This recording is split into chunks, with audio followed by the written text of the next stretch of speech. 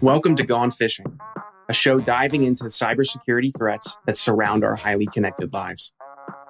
Every human is different. Every person has unique vulnerabilities that expose them to potentially successful social engineering.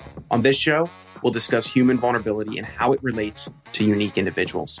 I'm Connor Swalm, CEO of Phin Securities, and welcome to Gone Phishing.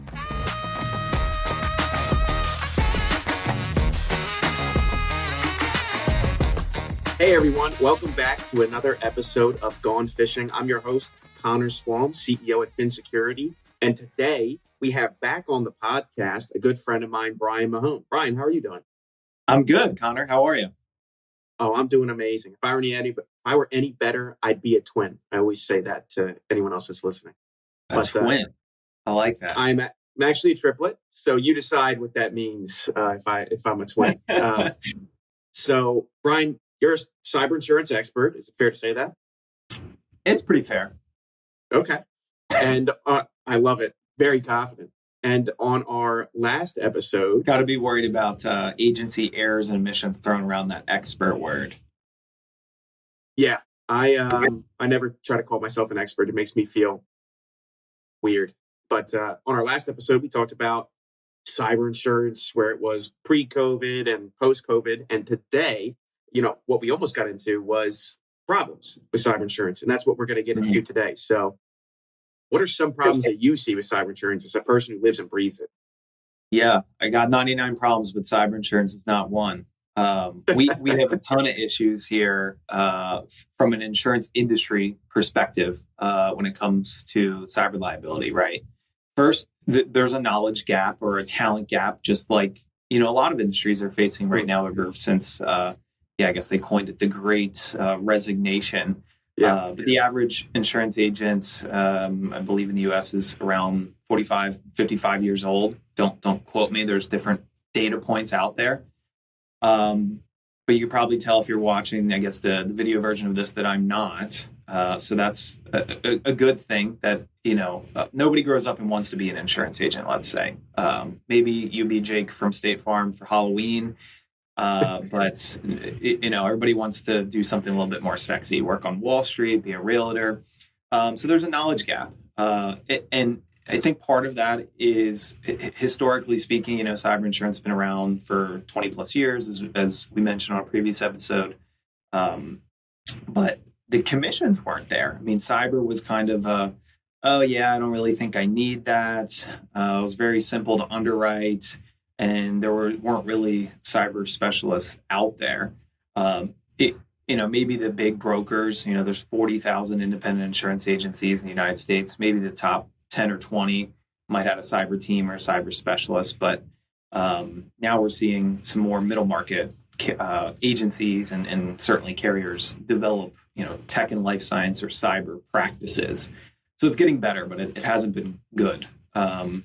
So there's a talent issue. The second issue with cyber insurance is the product. It's a very immature product. I'll say it's matured very fast the last few years, but there's no standard form. So what I mean by that is there's no standard skeleton or cyber insurance policy makeup like there is in other insurance products. Like there's ISO, industry standard organization, that says, here or the bare bones for a property policy or a general liability policy.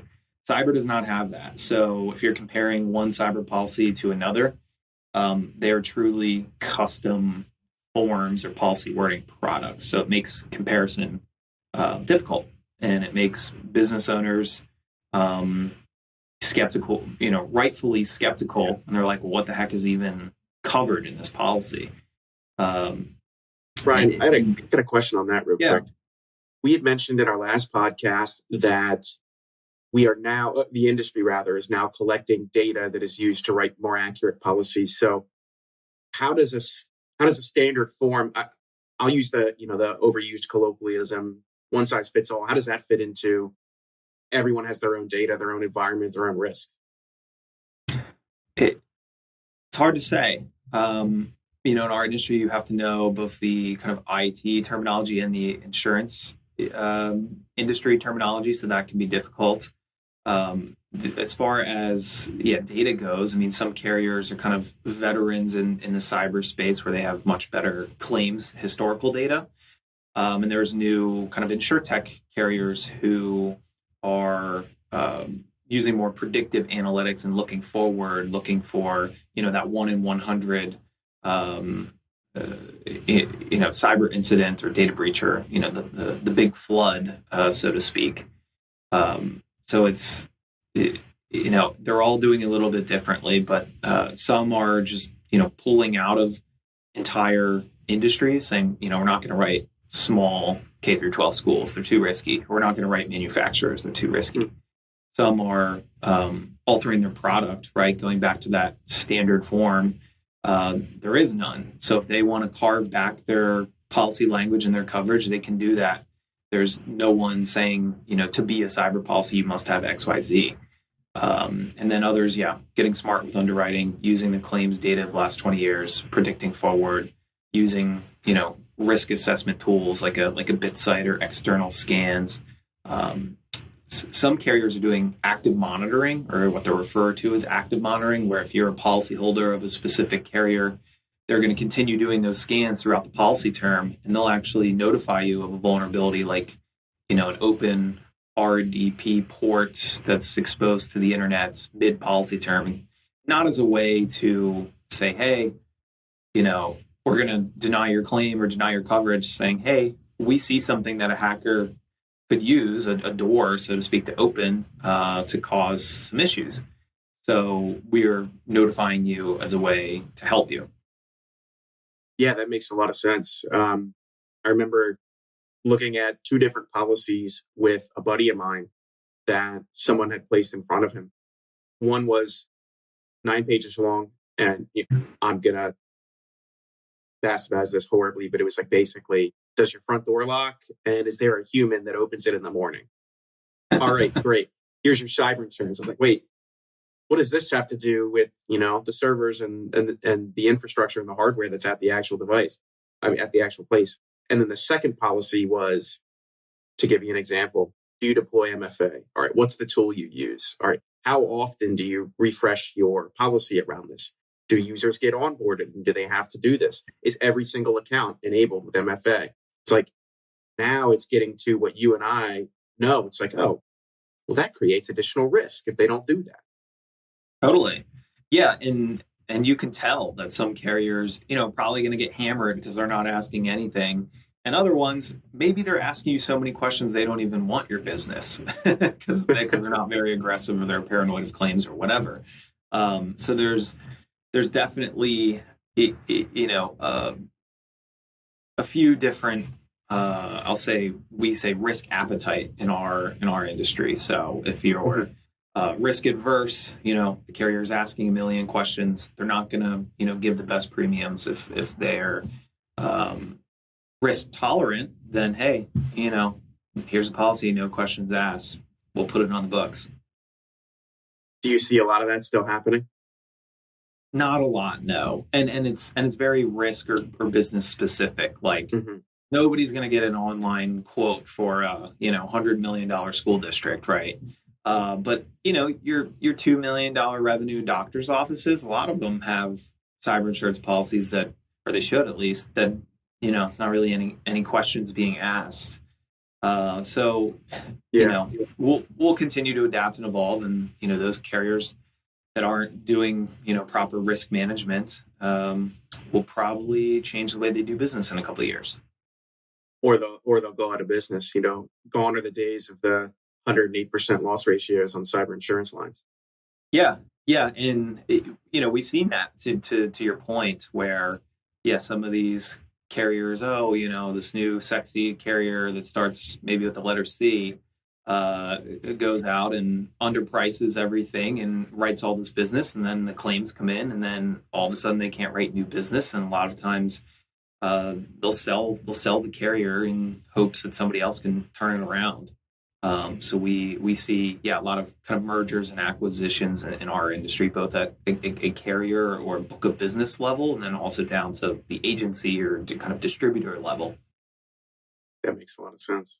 Now, I work a lot in the MSP industry. It's what we serve at Phin, and you work in cyber insurance. And specifically, you have knowledge of the MSP industry, helping them understand cyber insurance, right? Help them write policies for their clients or get them involved in any way. So, what would you see as the primary gap between the MSP industry as it stands and cyber insurance? Yeah, I think I read, I don't know, a poll on LinkedIn or somewhere. I wish I took a screenshot because it disappeared into the internet abyss. But essentially, MSPs are treating kind of cyber insurance one of four ways. There's kind of I call it kind of a professionalism scale. So on one end, you've got MSPs that are mandating all of their customers have cyber liability insurance. Then a kind of a step below that, you have MSPs strongly recommending cyber liability. From there, you have them, not really strongly recommending, but saying, "Oh yeah, it's a good idea, go for it," and they're kind of stay out of the conversation. And then hopefully most MSPs are done doing this, but completely avoid the conversation altogether. Laissez-faire. I don't tell my clients how to run their business. None of my business. Leave it up to them and their insurance agent.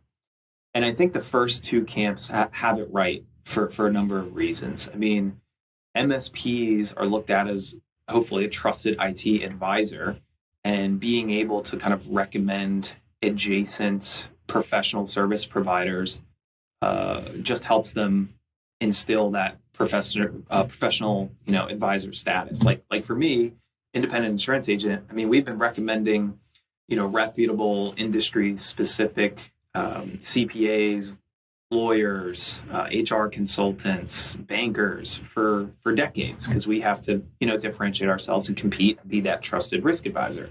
Same is true for MSPs. On the other hand, it just makes financial sense for MSPs to recommend cyber insurance, because your client has to pay that monthly reoccurring revenue IT bill if they're insured properly and they have an issue. I mean, their business interruption is covered by a cyber policy.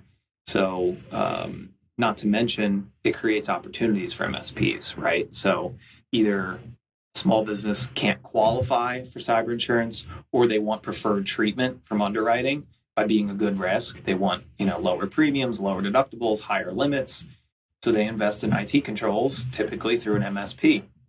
And then to kind of wrap this all together and put a bow on it, Connor, these carriers are starting to monitor these policies. So, maybe an MSP, implements some controls, and now their client can get insured, or they can get better coverage. Then halfway through that policy, you get that notification of, oh, cyber insurance carrier says we have this, this open port, or we have some sort of issue, and all of a sudden the MSP made a couple $100 more of recurring revenue with no salesperson, no attempt, no initiative, no marketing budget. It just is kind of a self fulfilling prophecy a little bit there.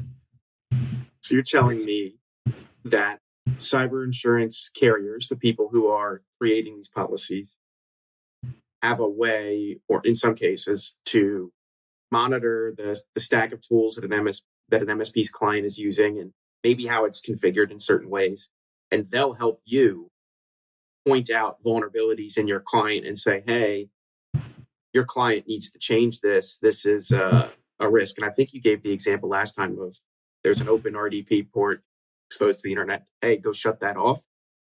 You're saying that's happening right now. Is that common? With a good cyber carrier, good policy, yes. I mean, that happens regularly. Or, yeah, they can see things on kind of their email, their DNS server, their website. So, the cyber insurance carrier isn't inside, your IT network, but they're scanning externally, and they can get a little bit of data there to help point out vulnerabilities. And they don't say, call this guy to fix it. They say, hey, here it is. Fix it. And they leave it up to the policyholder, the business owner. And, 9 out of 10 times, they already have an MSP to forward that email to say, hey, should I fix this, and how much is it going to cost? Well, that gives me two thoughts. The first is, wow, that is a big opportunity for the MSP, the trusted IT advisor, because now you're having a third party who is in control of your business goes under as a result of a cyber attack, they're there to help you with that.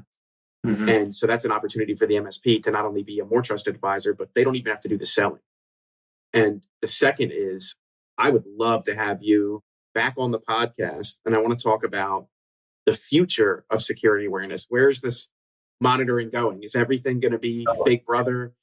Is the government going to get involved? I don't know. I'm sure you and I could, over a beer, come up with the weirdest and wildest future scenarios. But I'd love to know what you actually think is going to happen. Let's do it. So awesome. Everyone, thank you so much for listening. It was your host, Connor, CEO of Phin, and Brian Mahone of EHD Insurance. And I'll have him back on at some point, and we will talk about the future of cyber insurance. Thanks again, everybody, for listening. See you soon. Thanks so much for tuning in to Gone Phishing. If you want to find out more about high-quality security awareness training campaigns, how to launch them in ways that actually engage employees to change their habits, then check us out, Phin Security, at phinsec.io. That's phinsec.io. Or click all of the wonderful links in our show notes. Thanks for fishing with me today, and we'll see you next time.